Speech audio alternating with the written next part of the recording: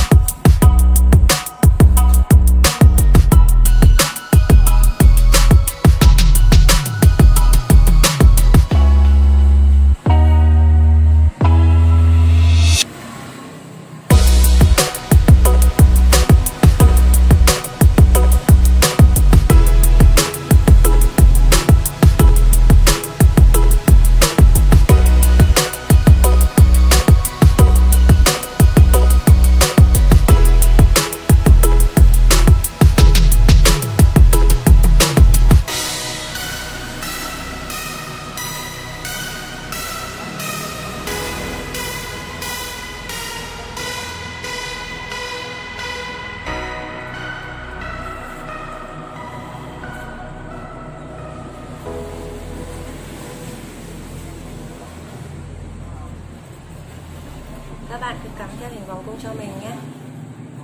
Nói chung là mình cũng chưa biết cắm bình cho sao cho đẹp ấy, nên mình cũng cắm theo sở thích của mình được là được, miễn lên bình thì nó sắc sảo và nó dày dặn là được các bạn.